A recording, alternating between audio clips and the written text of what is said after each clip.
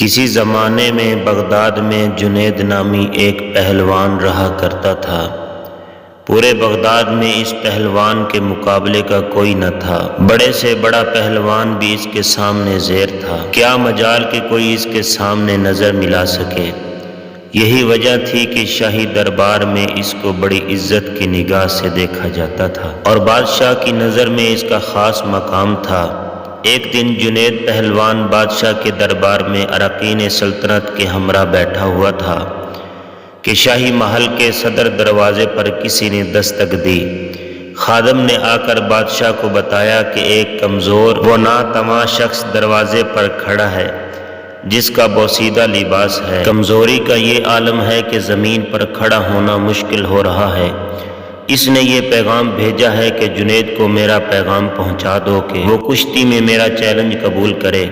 بادشاہ نے حکم جاری کیا کہ اسے دربار میں پیش کرو۔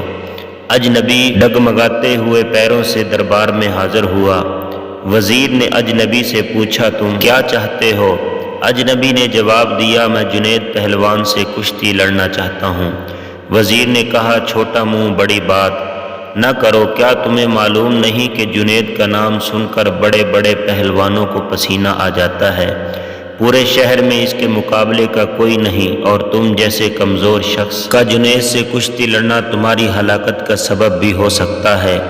اجنبی نے کہا کہ جنید کی شہرت ہی مجھے کھینچ کر لائی ہے اور میں آپ پر یہ ثابت کر کے دکھاؤں گا کہ جنید کو شکست دینا ممکن ہے۔ میں اپنا انجام جانتا ہوں، آپ اس بحث میں نہ پڑیں بلکہ میرے چیلنج کو قبول کیا جائے۔ یہ تو آنے والا وقت ہی بتائے گا کہ شکست کس کا مقدر ہوتی ہے۔ جنید پہلوان بڑی حیرت سے آنے والے اجنبی کی باتیں سن رہا تھا۔ بادشاہ نے کہا اگر سمجھانے کے باوجود یہ باضد ہے تو اپنے انجام کا یہ خود ہی ذمہ دار ہے، لہٰذا اس کا چیلنج قبول کر لیا جائے۔ بادشاہ کا حکم ہوا اور کچھ ہی دیر کے بعد تاریخ اور جگہ کا اعلان کر دیا گیا اور پورے بغداد میں اس چیلنج کا تہلکہ مچ گیا۔ ہر شخص کی یہ خواہش تھی کہ اس مقابلے کو دیکھے۔ تاریخ جوں جوں قریب آتی گئی لوگوں کا اشتیاق بڑھتا گیا۔ ان کا اشتیاق اس وجہ سے تھا کہ آج تک انہوں نے تنکے اور پہاڑ کا مقابلہ نہیں دیکھا تھا۔ دور دراز ملکوں سے بھی سیاح یہ مقابلہ دیکھنے کے لیے آنے لگے۔ جنید کے لیے یہ مقابلہ بہت پر اسرار تھا اور اس پر ایک انجانی سی حیبیت طاری ہونے لگی۔ انسانوں کا ٹھاٹھے مارتا سمندر شہر بغداد میں امٹ آیا تھا۔ جنید پہلوان کی شہرت کسی تعارف کی محتاج نہ تھی۔ اپنے وقت کا مانا ہوا پہلوان آج ایک کمزور انسان سے مقابلے کے لیے میدان میں اتر رہا تھا۔ کھاڑے کے اطراف لاکھوں انسانوں کا ہجوم اس مقابلے کو دیکھنے آیا ہوا تھا۔ بادشاہ اپنی سلطنت کے اراکین کے ہمراہ اپنی کرسی پر بیٹھ چکا تھا۔ جنید پہلوان بھی بادشاہ کے ہمراہ آ گیا تھا۔ سب لوگوں کی نگاہیں اس پر اسرار شخص پر لگی ہوئی تھی جس نے جنید جیسے نامور پہلوان کو چیلنج دے کر پوری سلطنت میں تہلکہ مچا دیا تھا۔ مجمع کو یقین نہیں ہو رہا تھا کہ اجنبی مقابلے کے لیے آئے گا، پھر بھی لوگ شدت سے اس کا انتظار کرنے لگے۔ جنید پہلوان میدان میں اتر چکا تھا۔ اس کے حامی لمحہ بلمحہ نعرہ لگا کر حوصلہ بلند کر رہے تھے کہ اچانک وہ اجنبی لوگوں کی صفوں کو چیرتا ہوا اکھاڑے میں پہنچ گیا۔ ہر شخص اس کمزور شخص کو دیکھ کر حیرت میں پڑ گیا کہ جو شخص جنید کی ایک پھونک سے اڑ جائے اس سے مقابلہ کرنا دانش مندی نہیں، لیکن اس کے باوجود کہ سارا مجمع دھڑکتے دل کے ساتھ اس کشتی کو دیکھنے لگا۔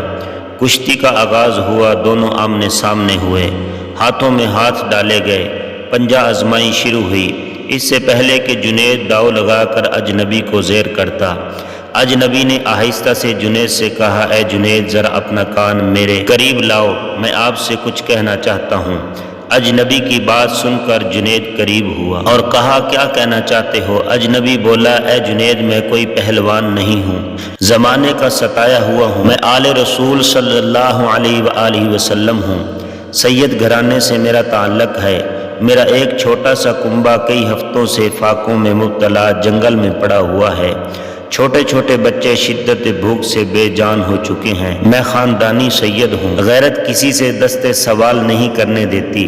سید زادوں کے جسم پر کپڑے پھٹے ہوئے ہیں، بڑی مشکل سے یہاں تک پہنچا ہوں۔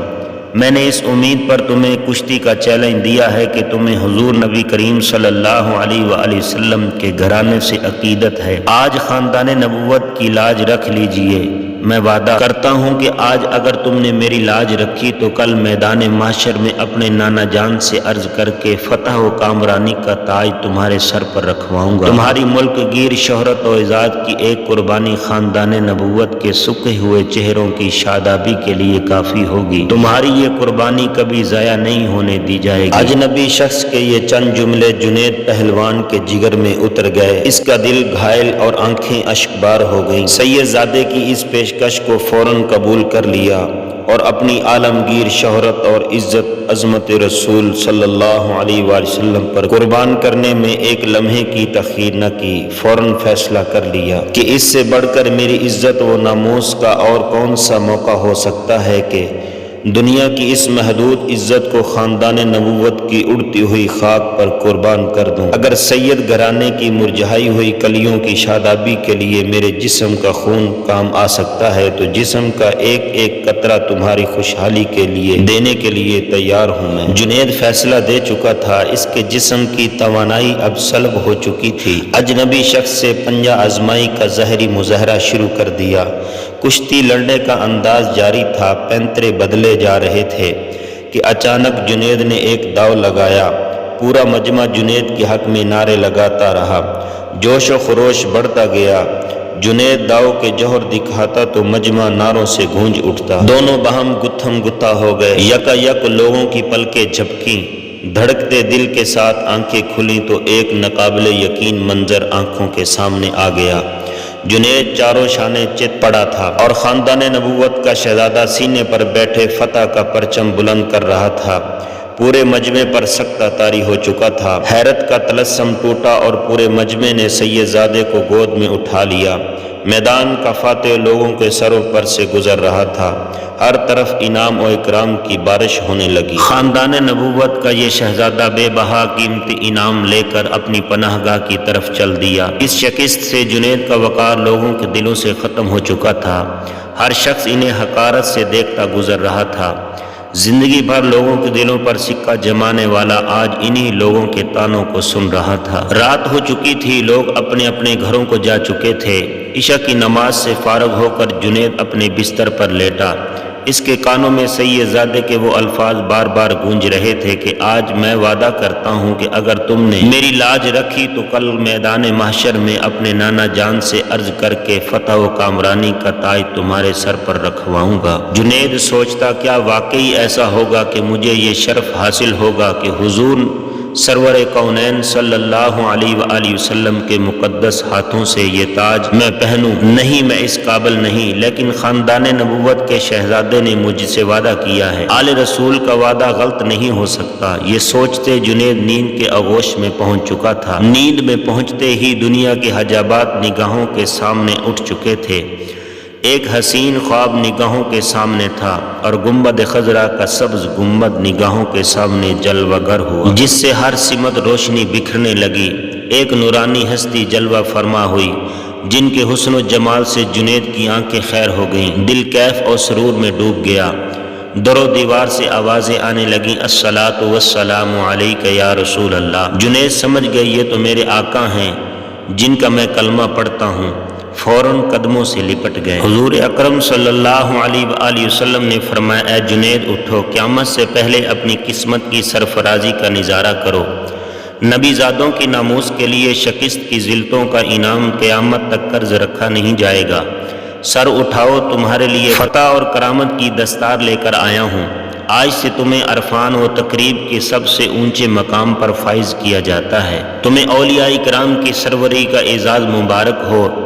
ان کلمات کے بعد حضور سرور کونین حضرت محمد صلی اللہ علیہ وآلہ وسلم نے جنید پہلوان کو سینے سے لگایا اور اس موقع پر حضور صلی اللہ علیہ وآلہ وسلم نے حالت خواب میں جنید کو کیا کچھ عطا کیا، اس کا اندازہ لگانا مشکل ہے۔ اتنا اندازہ ضرور لگایا جا سکتا ہے کہ جب جنید نیند سے بیدار ہوئے تو ساری کائنات چمکتے ہوئے آئینے کی طرح نگاہوں میں آ گئی تھی۔ ہر ایک کے دل جنید کے قدموں پر نثار ہو چکے تھے۔